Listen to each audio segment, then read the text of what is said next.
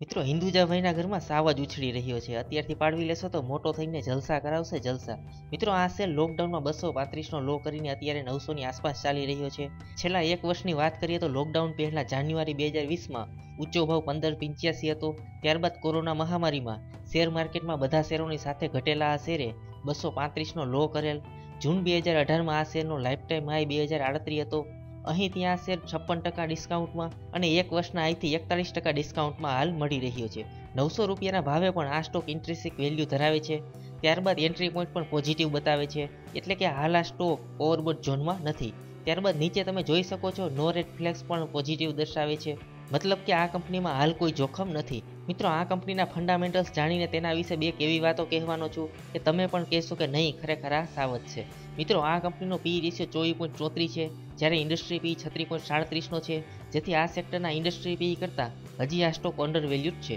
આ સ્ટોક 36.38 જેવું ઊંચું ઈપીએસ ધરાવે છે, તેમજ બુક વેલ્યુ 461 રૂપિયા છે. જો 900 રૂપિયાના ભાવે આ શેરને આપણે ખરીદીએ તો 1.95ના પ્રાઇસ બુક રેશિયો સાથે આ સ્ટોકને બુક કરી શકીએ. લાર્જ કેપ સારા ફંડામેન્ટલ ધરાવતી કંપનીમાં 3ના પીબી રેશિયો કરતાં જો કોઈ કંપનીનો પીબી રેશિયો નીચો હોય તો તે અંડર વેલ્યુડ ગણાય. આમ આ સ્ટોક 1.95ના પીબી રેશિયો સાથે અંડર વેલ્યુડ ગણાય. આમ પી રેશિયો અને પીબી રેશિયો બંને રીતે આ સ્ટોક અંડર વેલ્યુડ છે. મિત્રો આ કંપનીની સ્ટ્રેન્થની વાત કરીએ તો છેલ્લા 2 વર્ષથી આરઓસીમાં સુધારો જોવા મળ્યો છે. સાથે જ છેલ્લા 2 ક્વાર્ટરથી પ્રોફિટ માર્જિનની સાથે નેટ પ્રોફિટમાં પણ સુધારો જોવા મળ્યો છે. છેલ્લા 2 ક્વાર્ટરથી આ કંપનીએ બુક વેલ્યુને ઇમ્પ્રૂવ કરી છે. હાલ આ કંપનીના કોઈ શેર ગીરવે રાખેલા નથી અને એફઆઈઆઈએ પણ આ કંપનીમાં પોતાનું શેર હોલ્ડિંગ વધાર્યું છે. મિત્રો કોરોના કાળ પછી આ કંપનીની નબળાઈ પણ વધી છે. 235નો લો કર્યા પછી બીજા ક્વાર્ટરમાં 3-4 ગણું રિટર્ન મળ્યું હોવાથી મ્યુચ્યુઅલ ફંડોએ પ્રોફિટ બુકિંગની સાથે તેનું શેર હોલ્ડિંગ ઘટાડ્યું છે. ત્યારબાદ વાર્ષિક ધોરણે જોઈએ તો નફામાં ઘટાડો થયો છે. કંપની ઊંચું દેવું ધરાવે છે, તેમજ હાલ નાણાંની તંગી સાથે વાર્ષિક ધોરણે નેટ પ્રોફિટમાં પણ ઘટાડો થયો છે. ત્યારબાદ આ કંપનીમાં રોકાણની તકો શોધીએ તો બ્રોકર્સ આ સ્ટોકને છેલ્લા 3 મહિનાથી ખરીદવાની સલાહ આપે છે.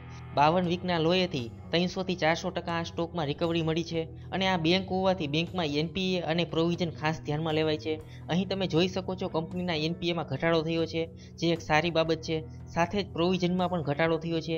ત્યારબાદ ટેકનિકલ ઇન્ડિકેટર આરએસઆઈ પણ આ સ્ટોકની મજબૂતાઈની નિશાની બતાવે છે અને ખાસ તો જે લોકો કંપનીને ચલાવી રહ્યા છે, એટલે કે ઇનસાઇડર પણ આ સ્ટોકને ખરીદી રહ્યા છે.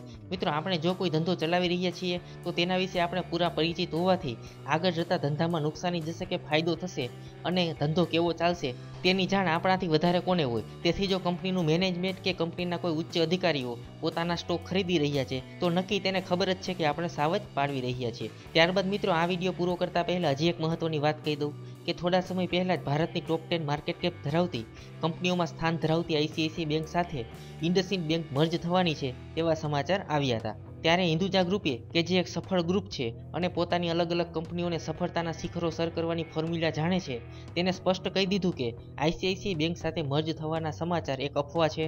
હિન્દુજા એક સફળ ગ્રુપ છે અને પોતાની કંપનીઓને ચલાવવાનું જાણે છે.